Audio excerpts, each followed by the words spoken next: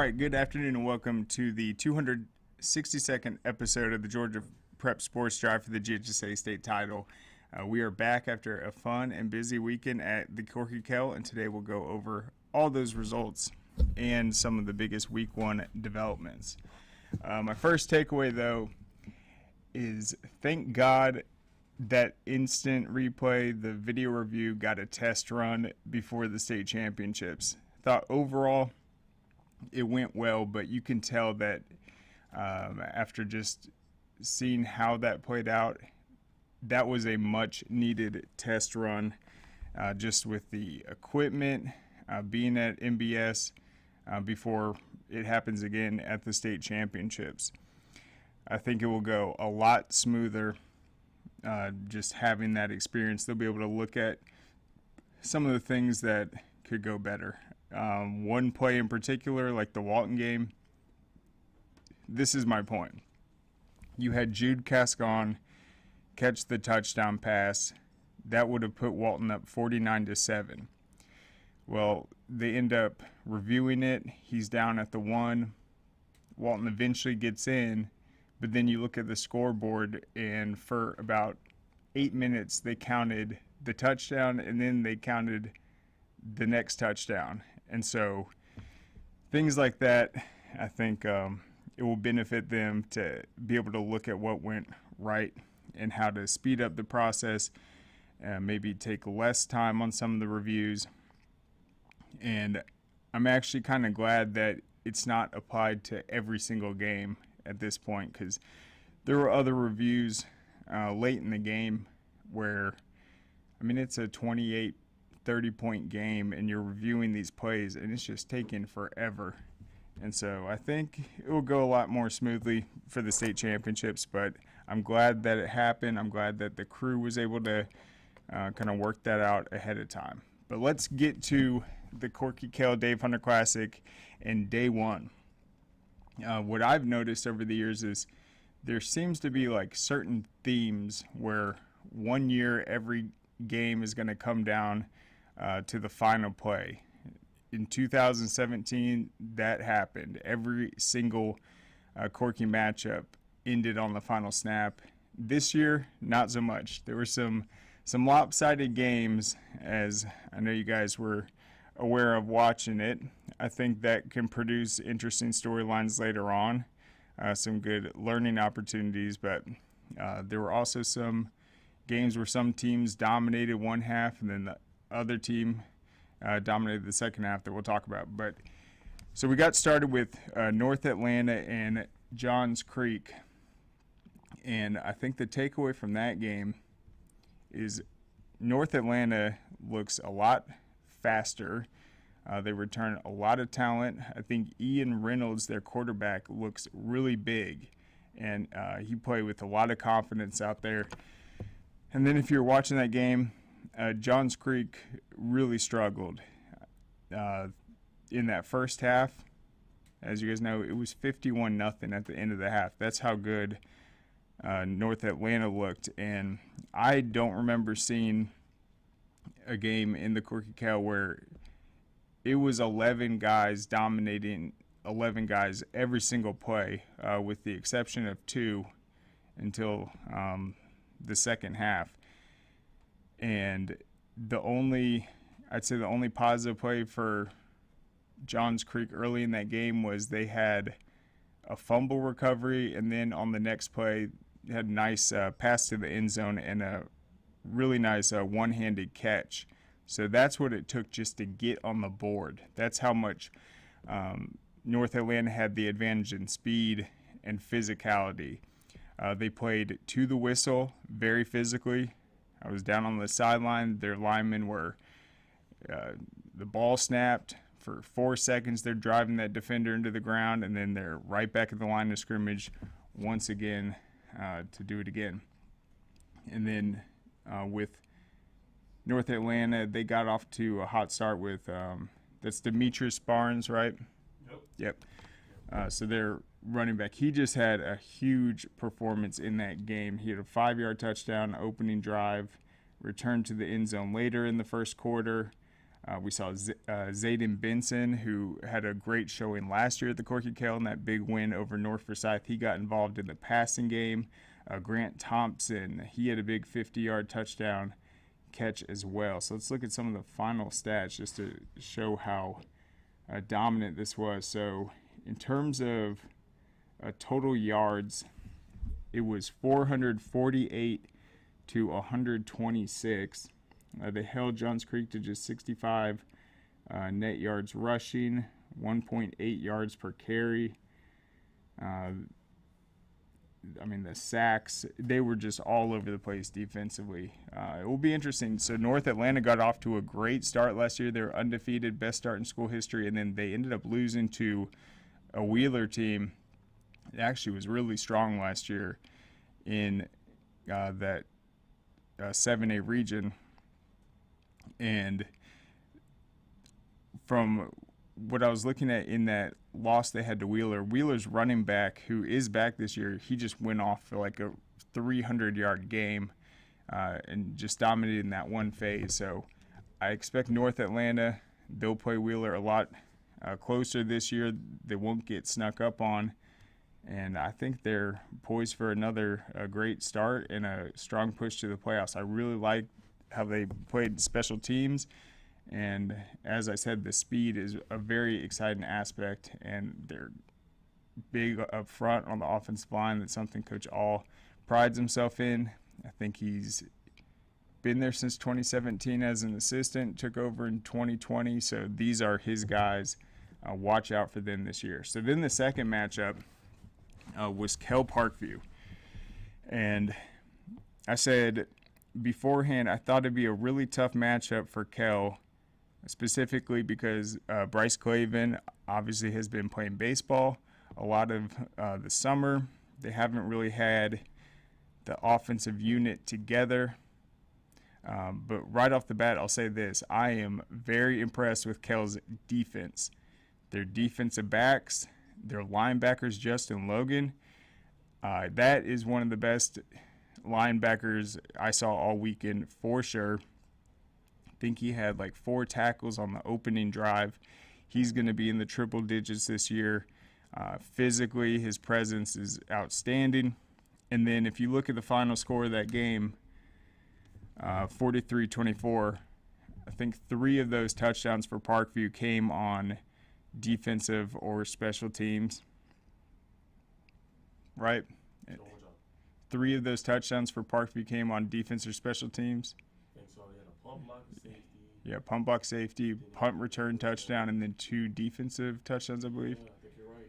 Yep. Yeah, so 43 points, 23 of those coming not on offense. So Kell gave up, 3 touchdowns, and one of them, let's see, well, they had that opening drive, Parkview was forced to punt, and that's the other thing I'll say about Kell's defense. They ended up getting 1 interception. They were close to getting like 3 or 4. Think about this. They pitched the shutout in the second half. That's right. Yeah, and they did not allow Parkview's offense to score any points offensively in the second half. The opening drive, Kell had them in a lot of trouble, actually. And so Parkview sets up to punt, and it was almost like the Kell punt rush or whatever to try to block the punt was just all over it, but they ended up roughing the punter, and that's after almost intercepting the ball on 3rd down. So it gives Parkview an opportunity to keep the drive going. Kyer Spain, the big running back, helps lead them down the field. They really relied on the run on that opening drive, and then they ended up missing a field goal. And so the Kell defense held strong there. If they didn't have that penalty, they would have been even closer. But then on the opening drive, Kell gets the ball. Their offensive line really struggled. Let's just be frank. Bryce Clavin had no time back there, and they really weren't able to run the ball against that Parkview defensive front that is going to be a problem for a lot of teams this year. And I think Parkview does have a really solid defense, but they get going. Kell finds Kyle Vaca on a I think, a first down play to kind of get them moving, and then hits them for the huge touchdown where he just blows past 2 defenders.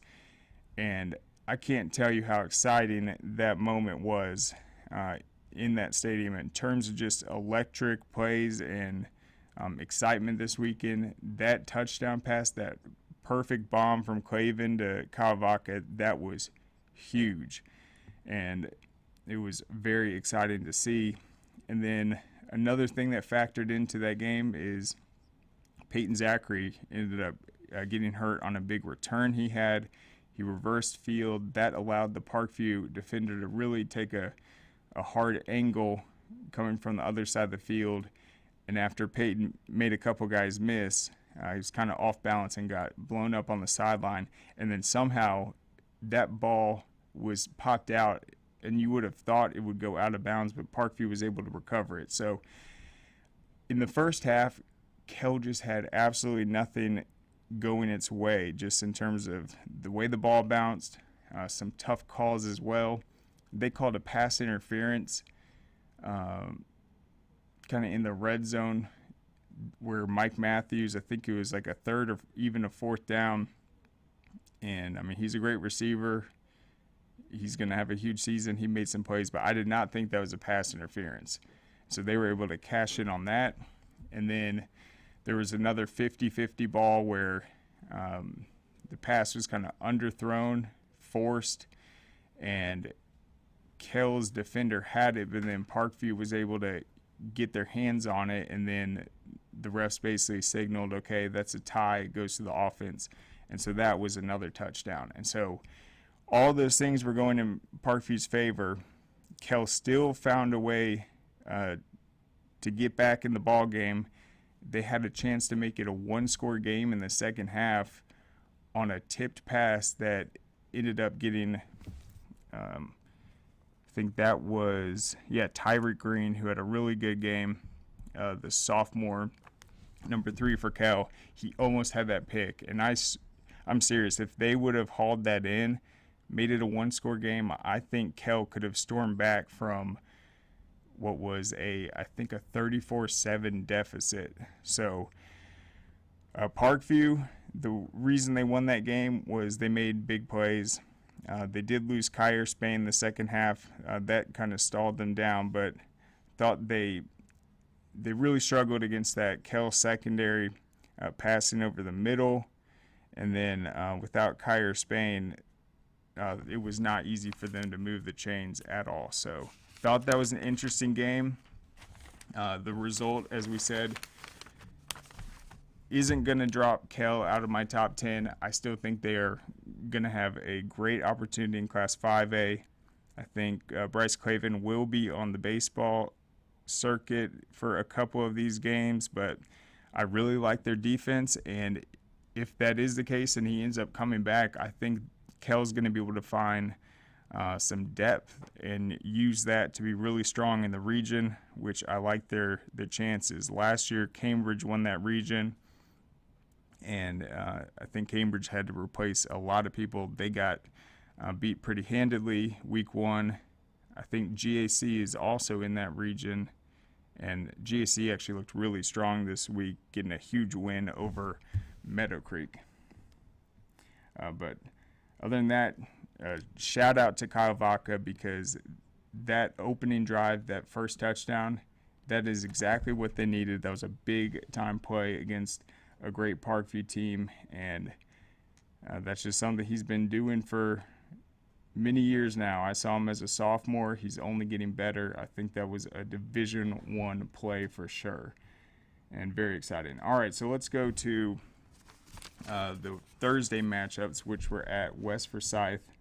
The first game was Archer and North Forsyth, and I was really impressed with those Archer skill players, particularly Stafford, who absolutely dominated the first half. He's only a sophomore, and as Coach Williams told at Najee afterwards, he's had an opportunity to coach some really great players when he was at Collins Hill before. Travis Hunter, as you know, and he really likes Jonathan Stafford Jr., who's only a sophomore. And, I mean, he just has an ability to get open and just make plays. He's got a lot of speed, a very good-looking receiver prospect in that class of 2026. He had an absolute massive performance against that North Forsyth defense. And then at quarterback, Archer was able to move William Wallace to the receiver position and then bring in, hold up one sec.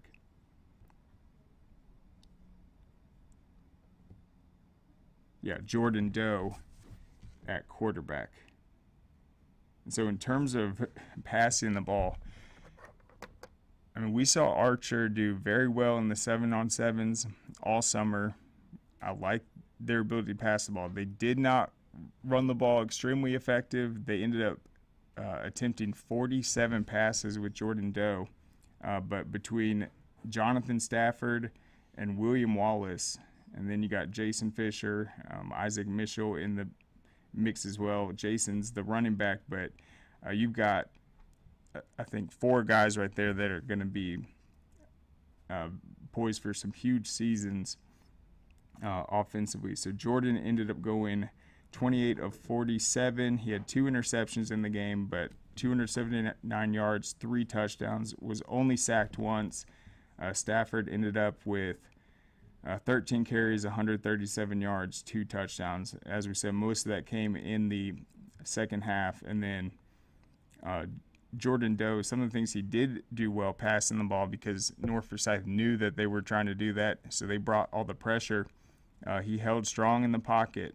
He took some shots, and then his big 4th down play to William Wallace was phenomenal, and Wallace made one of the best catches all weekend, ended up making the Sports Center Next account for the best high school plays and the Recruit Georgia top 10 plays. If you have not checked it out, it was very impressive. Triple coverage, 4th down, tips it multiple times to himself. He's falling down, bounces off his knee at one point, and he's able to concentrate and haul it in. So that's just outstanding athleticism. And as we said, that Archer win is going to go a long way. They were 2-8 last year. They took their lumps, but now they have exciting young playmakers, and getting that first win, a solid win at that, that's going to give them a lot of confidence moving forward. So I'm excited about that, and shout out to Jonathan Stafford. All right, so in the nightcap on Thursday, that one was definitely a little more lopsided. That was West Forsyth and Cherokee Bluff. Cherokee Bluff's a 4A school, West Forsyth 7A, and I think with that one, I mean, just the difference in size, depth at all the positions, and then West Forsyth's defensive kind of identity where, I mean, they are just so loaded at the linebacker position. They aren't necessarily like a big defense, but they're so fast. They swarmed to the football, and they were just all over Cherokee Bluff, who didn't have time to get anything going offensively. They ended up storming up to a 40-0 lead at the half, and then that was the one game where we did implement the running clock. Cherokee Bluff ended up scoring late, but that was a 40-7 victory on Thursday. So some of the statistical differences there. In terms of total yards, 223 for West Forsyth, 161 for Cherokee Bluff. That's because a lot of that was short fields, and most of that just came in the first half.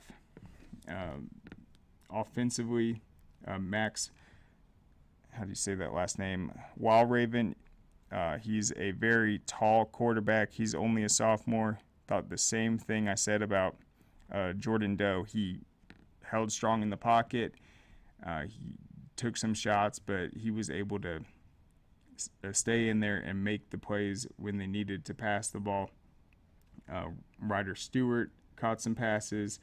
You got Mason Page, Hunter Green, and then the rushing attack with Foster Orris.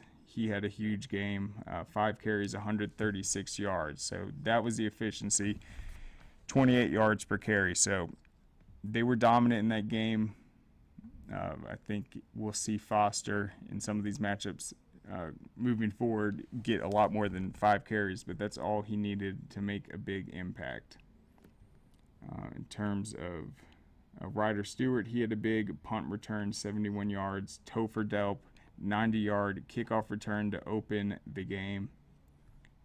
And then defensively, let's look at who our big standout was. That was, James McCollar, number 5. He had 9 total tackles, a forced fumble. You had Josh Hollander, number 32. He had 2 sacks. And let's see. Ryder Stewart was making some plays too. Lots of tackles for loss in that game. They had 12 total. They had 3 sacks. And honestly, I think with those linebackers and the way they swarmed, if you were to go back and actually, I'd say, vet these numbers on who got these tackles, I think it might shape out a little different. It was hard to see the numbers at some of these. I think they probably credited some tackles to other guys on certain plays. But, I mean, James McCollar was all over the place, and I was definitely impressed with that West Forsyth linebacking core. All right, well, let's take one quick break, and we'll come back and we'll talk about the Friday games.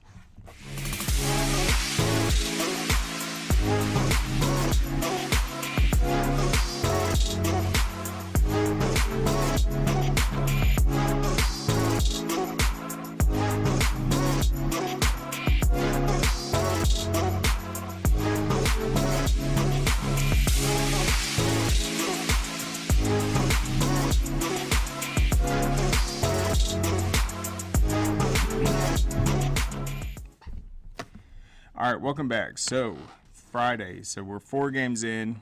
Friday had a triple header starting with Fellowship Christian and Mount Pisgah. I said before this game, the fact that Fellowship lost last year, was returning all their talent, and CJ Givers, their sophomore running back, only took 3 carries last year against them. Then he earned the starting job and had one of the best seasons in the state for a freshman running back.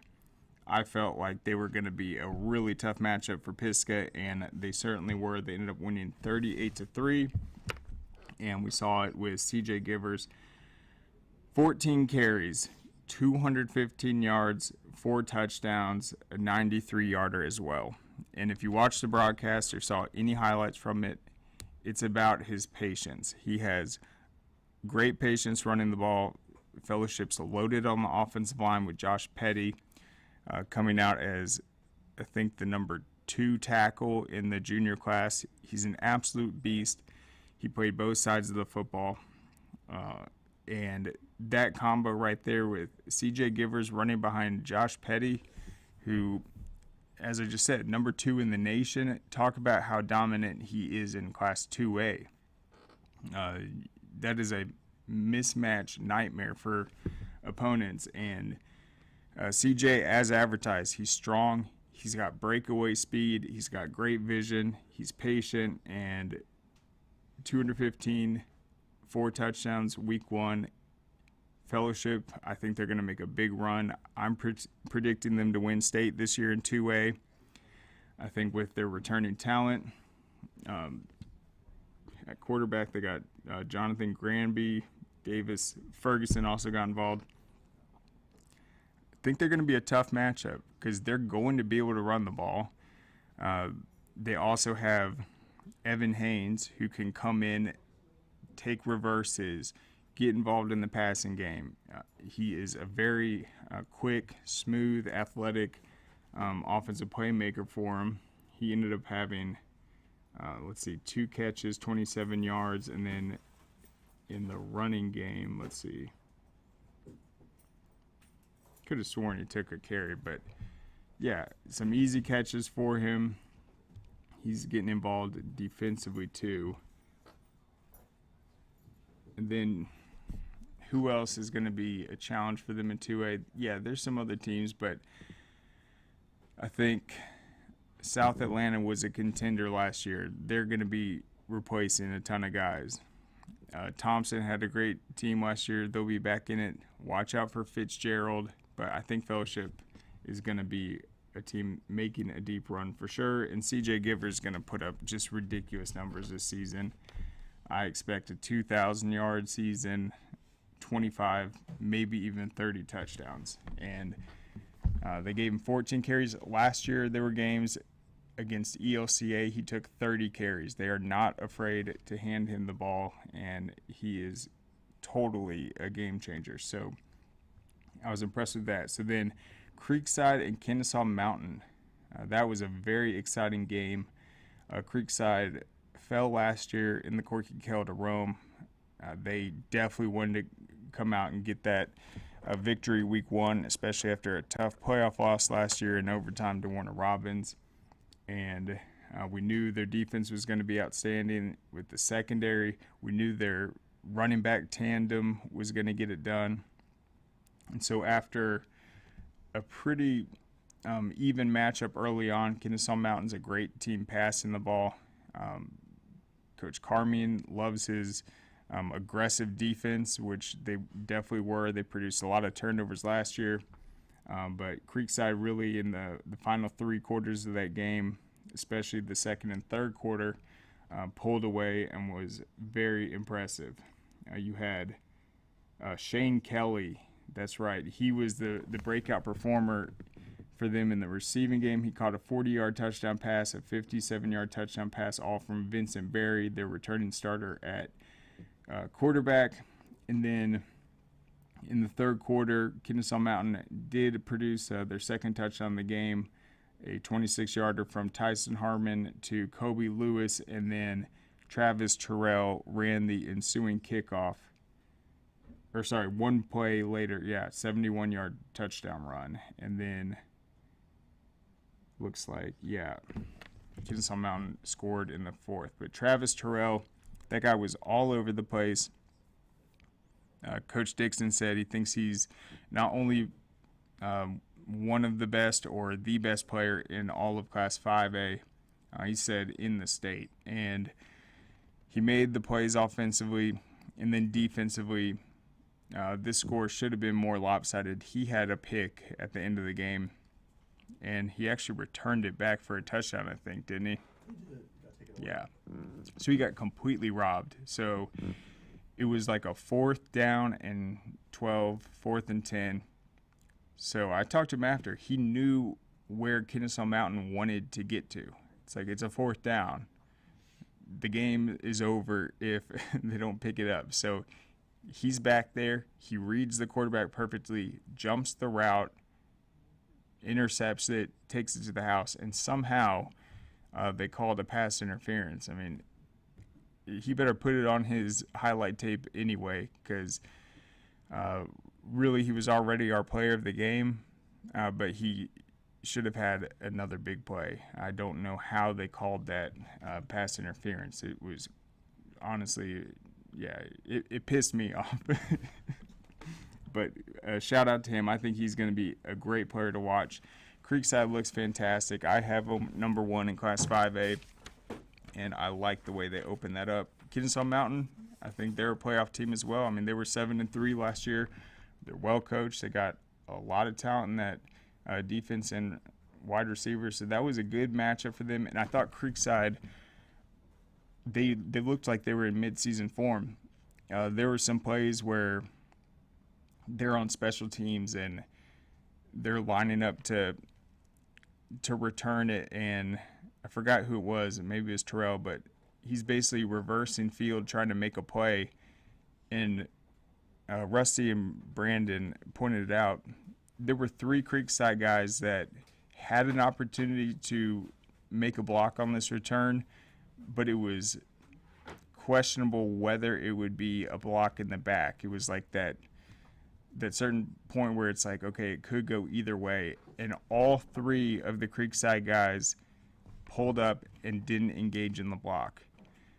So, I mean, they're already that disciplined in their special teams, doing the little things. I think that is a great sign for Creekside. didn't have any penalties, any miscues. The turnovers, I think they only had one. So that's a really good sign for them, looking just that sharp out the gates. So then in the final game, Rome and Cass. Got to give credit to Rome for shutting out Cass. I did not expect them to leave that with a 0-point effort, especially with all the explosive playmakers for Cass, but they did. So how did that happen, in my opinion? Cass was able to move the ball. They made some plays, but Rome absolutely dominated on the third downs and fourth downs. Cass could produce things, but they could never sustain a drive. Rome was always in the right position defensively. They looked comfortable. Their defensive linebackers absolutely dominated that Cass offensive line. Cass knew they weren't going to be able to run the ball against Rome. They knew they were going to have to pass the ball. They tried to do a bunch of different formations to create different looks, but Rome just didn't budge. They were always in position. They played great team defense, and then anytime it was third down, as I said, they just got after it, made it difficult, threw off the timing, and were just a nuisance defensively. They preserved the shutout, and then it was just another efficient performance by Reese Fountain.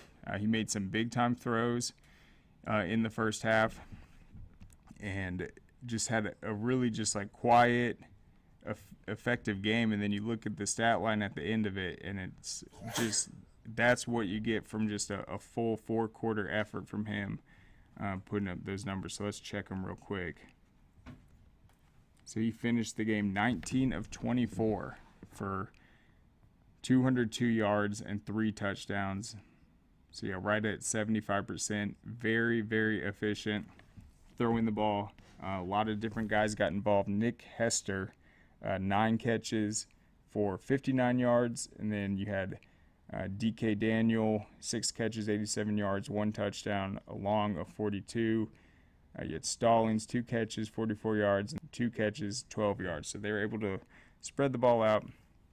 And then in terms of the run game, Chance Arthur was the finisher for them. So let's see how close this one remained. Yeah, it was 7-0 into the first, 14 at the half. And so Cass was turning the ball over a lot. They were struggling. It wasn't just the turnover on downs. They coughed it up a few times too. But the question was, where is Rome's knockout punch?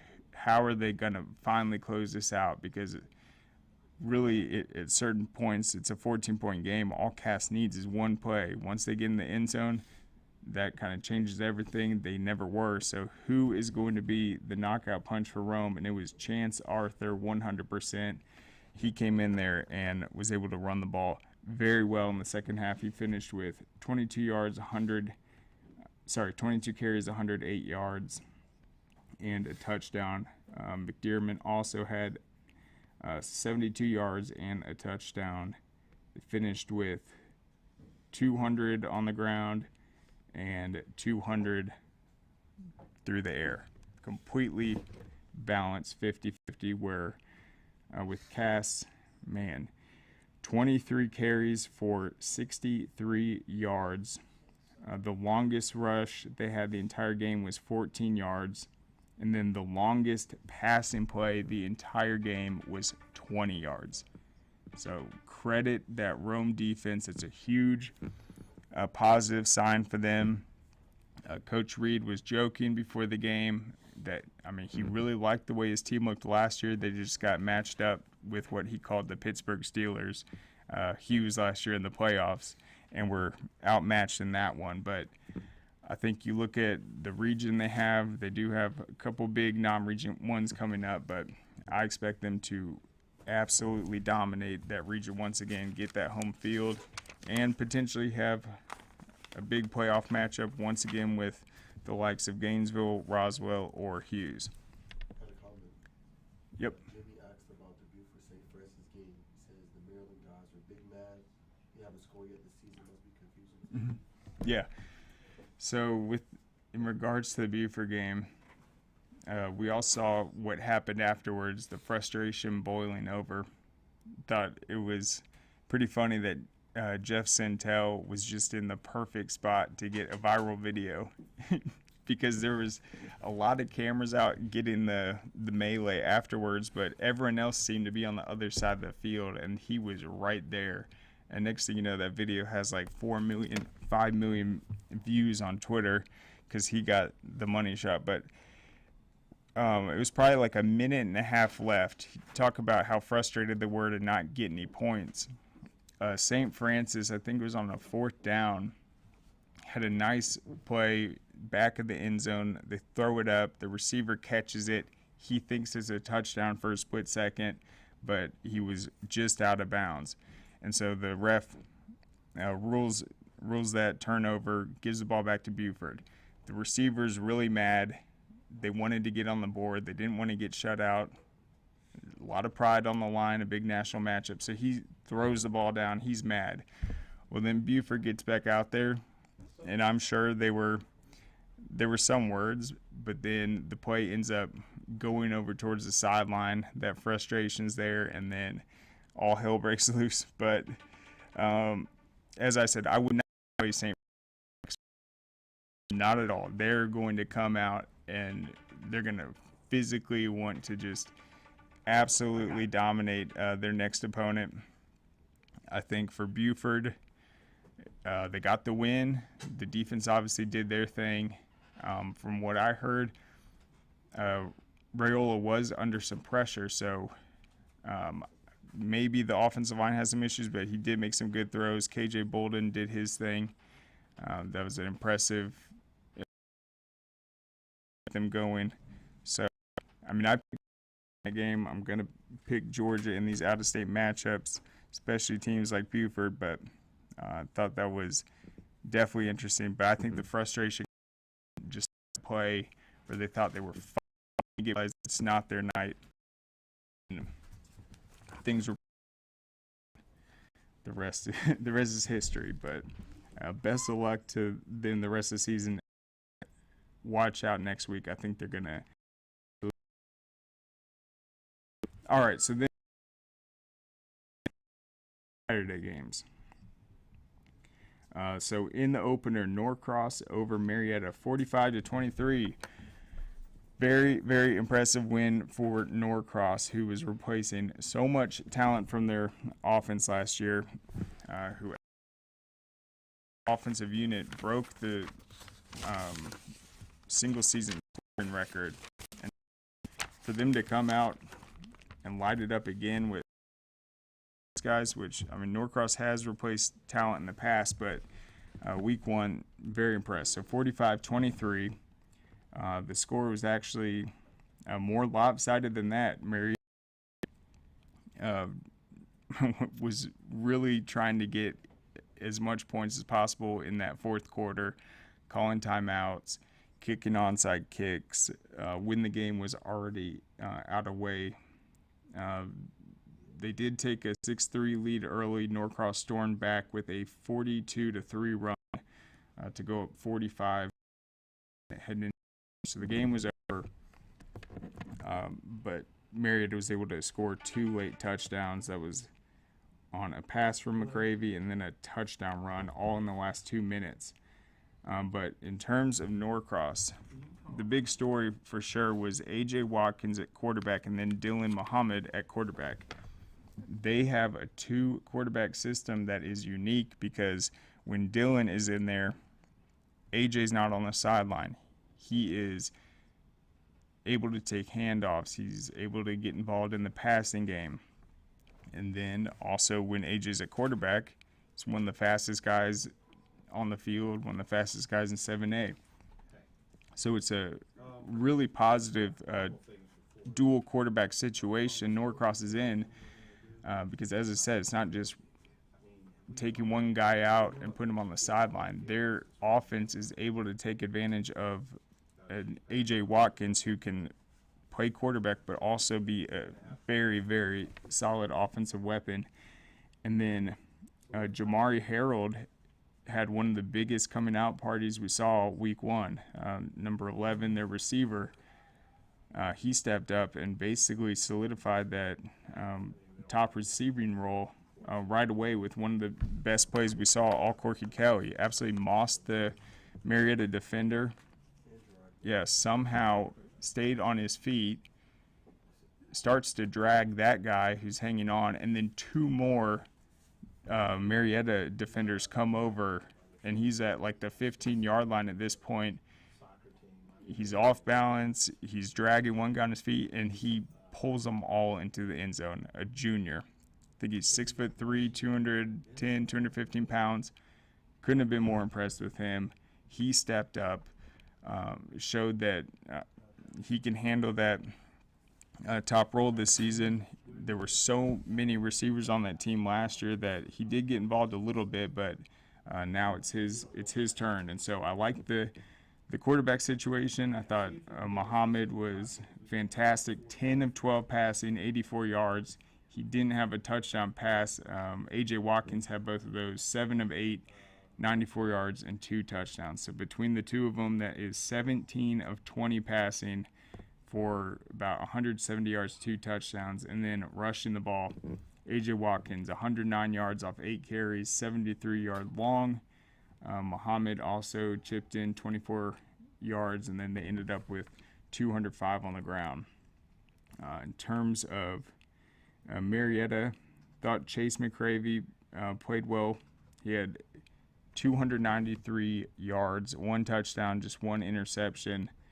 I think he's going to have a good season. He had good ball placement, but that Norcross offense was just too much. So I think Marietta is going to make noise once again in that region with your McEacherns, Harrison. I think Hillgrove is in there too. So we'll see how they do, but Norcross definitely a big winner. In the second game, Brookwood is able to beat McEachern. That was the closest game we had, All-Corky. Thought it felt like McEachern was going to get that win, but it was Braden Tyson, the freshman for Brookwood, that just came out and just showed his toughness. He had big runs late in the game, and he is going to be a special player for sure. Watch out for him. He is already physically developed as a freshman running back. He's not like your Justice Haynes. This guy is a physical running back. He's not, he's obviously fast too, but no, downhill, hard, old school Brookwood.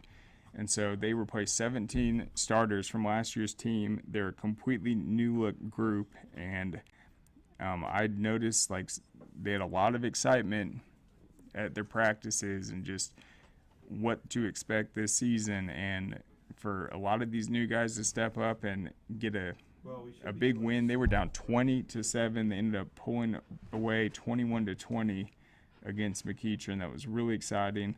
C.J. Franklin hit Lee Niles for a 48-yard touchdown pass in the third. That cut it to 6 points, and then the game winner came on a 9-yard run from Tyson with 6 minutes left. That was an 8-play drive and very strong. So they ended up with 188 yards on the ground, 121 through the air, 309 total yards to McEachern's 274.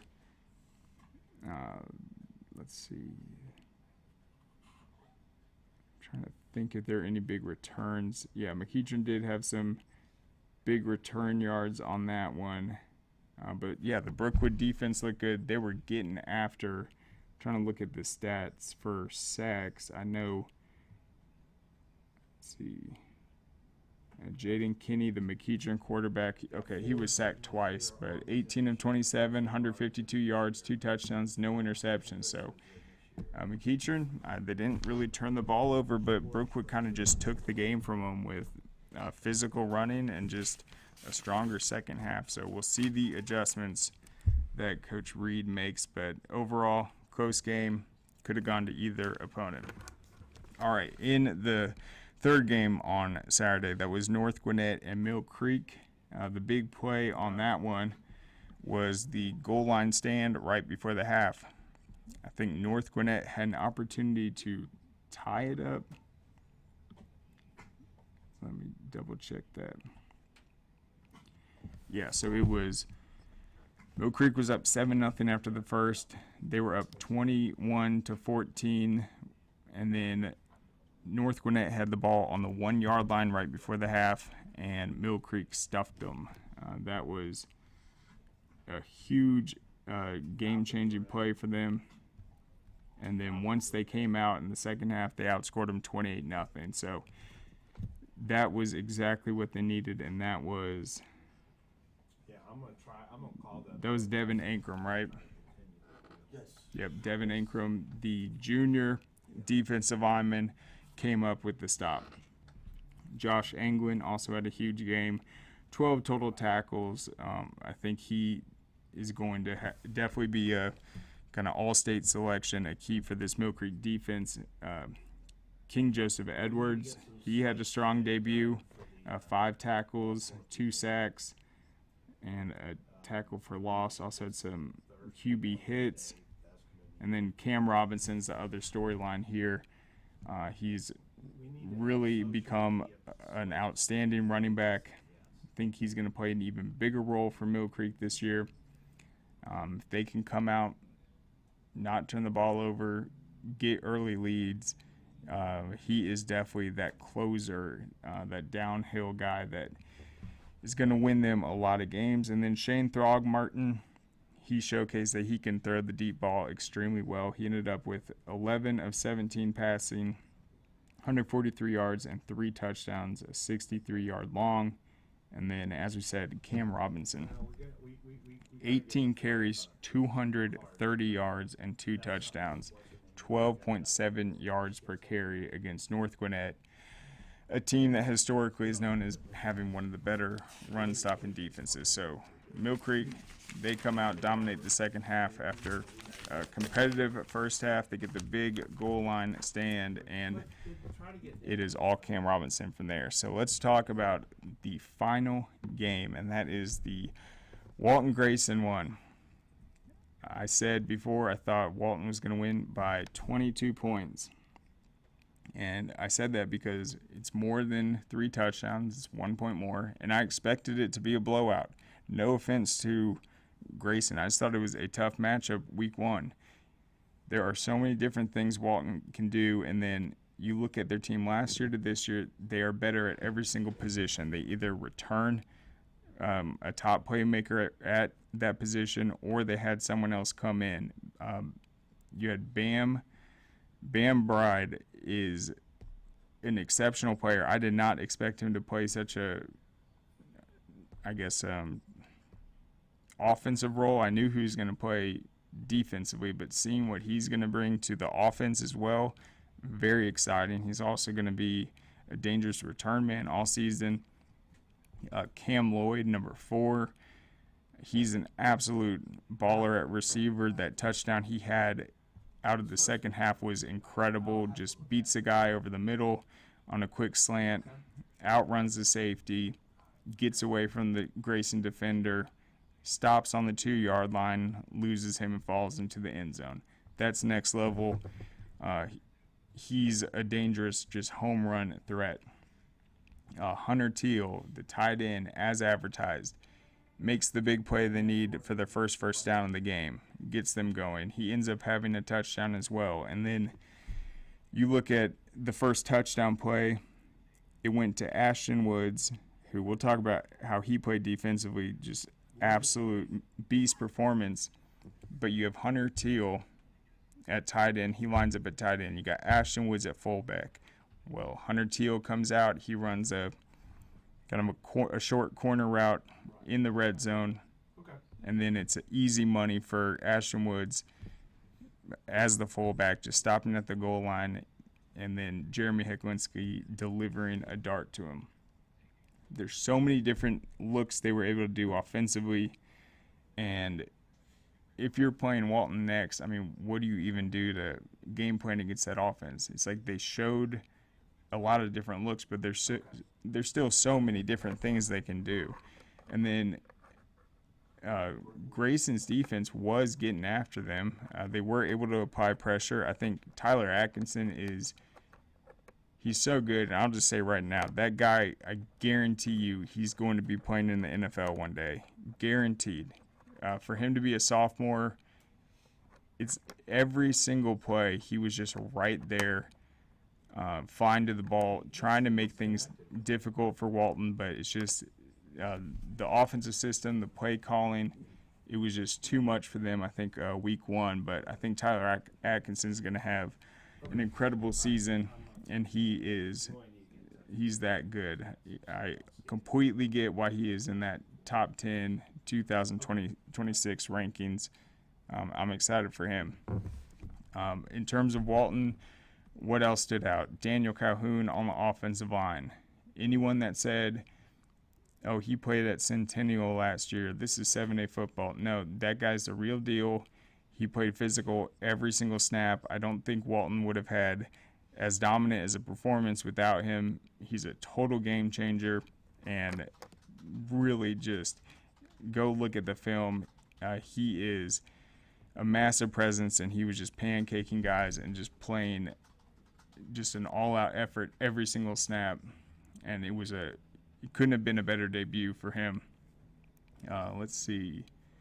Wendell Gregory defensively. I saw him at Media Day, and I was just blown away with how big he was when he walked in the room. He looks like an NFL linebacker. There was talk, though, just about, I guess, the reputation of Walton's defense, which last year, I mean, there were some games they struggled in. North Paulding, the North Cobb game. Obviously, Carrollton had a big performance. But it's, oh, well, Walton's defense is good, but Wendell Gregory's not physical enough. Grayson's, their size, their strength will be a tough matchup. It took one series, the first series of the game, where Walton turns it over. Grayson has the ball deep in Walton territory. It took one series to realize any talk about Wendell Gregory not being physical is complete nonsense that's made up from people that have never watched him play, period. He came in there, was all over in the pass rush, hitting guys, showing his speed. He is a outstanding defensive playmaker. I thought he played an outstanding game. And then you look at Grayson in that first half against that first team Walton defense. That was a 35-0 game. They returned a special teams touchdown. They had minus 54 rushing yards. Yes, some of that was sacks, but minus 54. That Walton linebacking core with Ashton Woods and Wendell Gregory is so talented. I just think that duo right there is just outstanding. They have the athletic gifts, but also their understanding of the game and what the opponents are trying to do. It's extremely impressive. They are well coached and fun to watch. Then who else stood out in that Walton game? Thought their kicking game looked good. Wyatt Sonderman, he had that tough fumble early. I know that. I think it shows a lot that, I mean, the first snap of the game, they go to him out in the flats. He's trying to make a play. He's not paying attention of who's coming up from behind him, and he gets a fumble. I always say, as many times as you try to go over in practice about protecting the football, you do all those drills, and then that's exactly what happens. You don't really pay attention to ball security until someone pops it out and you fumble, and then that will get you right in the future. So he ended up having some big catches after that, definitely getting involved in that offense. He did not have a touchdown in that game, but he was also playing a lot of defense, and I thought that was exciting. So big things from him. And then what about Jeremy Hecklinski, Walton's quarterback? He's so impressive because anytime the pocket breaks down or he's got pressure, he is able to make decisions so quickly. This play might be developing to try to hit Cam Lloyd deep. Well, if the play breaks down, Jeremy recognizes it, gets the ball out in the flats immediately. I think the decision making, that's what's next level for him this year. He looks so confident out there, and that's why I think he's so dangerous. Like in a third down situation, I mean, he is money, as we all know.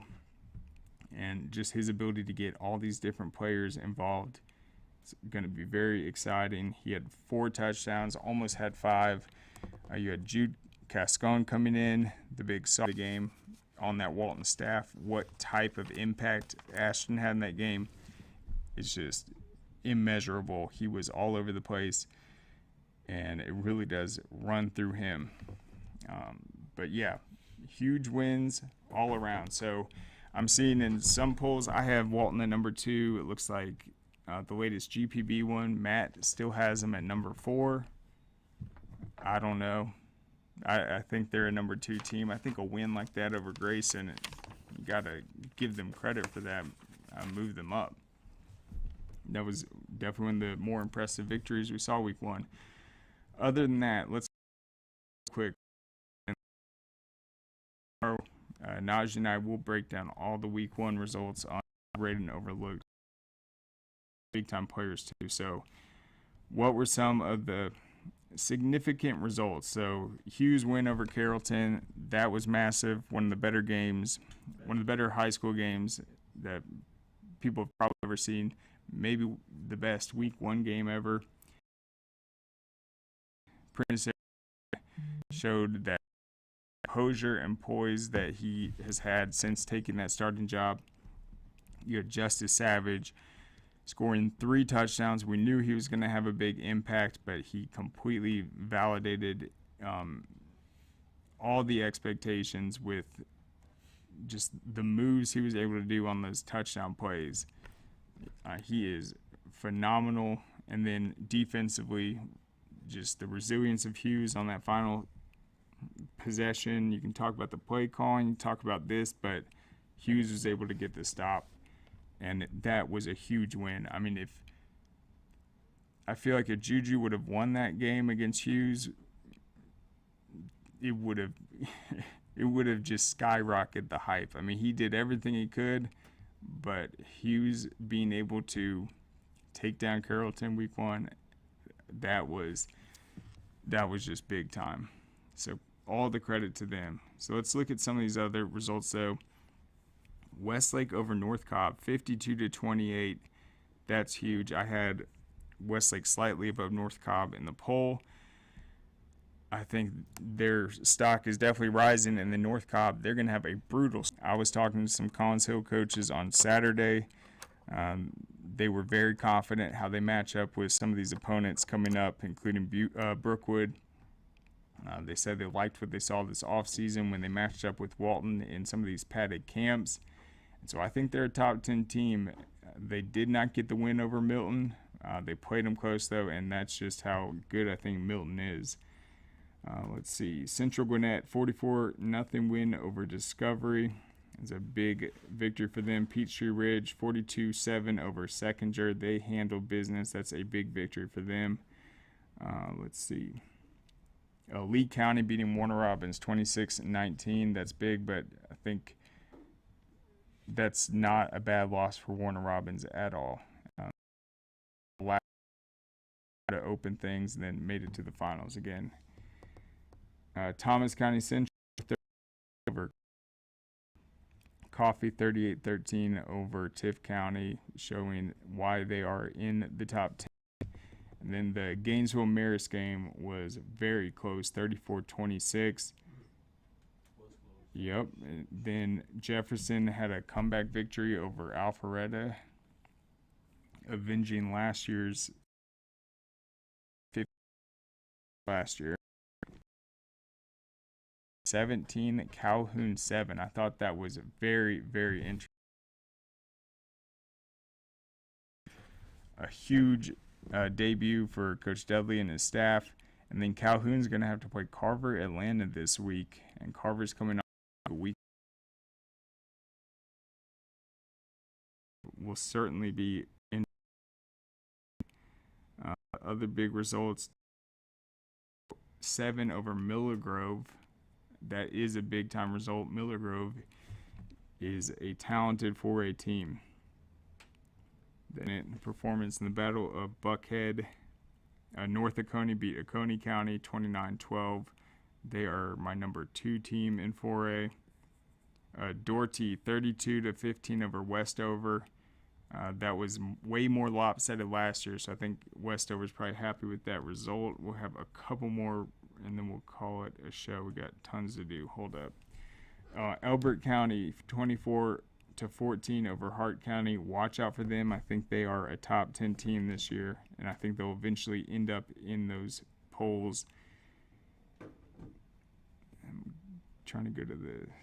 Okay, Stevenson 46-20 over Lithia Springs. Douglas County 35-28 over Stockbridge on Saturday. Sire Hardaway threw 5 touchdown passes. I don't know. Didn't see a quarterback throw more than 5 week 1, so he's probably up there in the 4. Okay, 4 passing, 1 rush, and we're gonna see Douglas County play Mays in the Great Atlanta Bash. That is going to be big time. And then Mays is coming off a 21. That is a huge win. We saw Douglas at Media Day. They're in that region with Sandy Creek, Carver, and win over Mays week 1. I'm telling you, tune in next week in the Great Atlanta Bash team.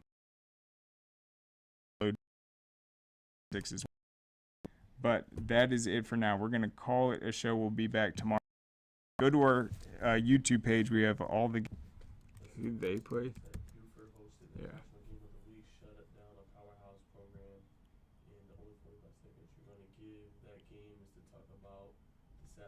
Of poor sportsmanship by St. Francis.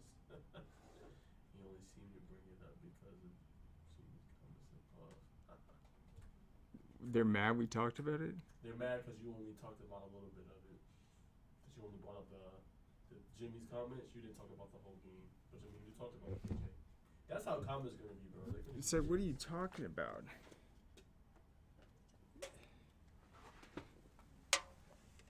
What? I picked them to win. They won. Like, what do you want me to say? Now with us getting an audience now, you're gonna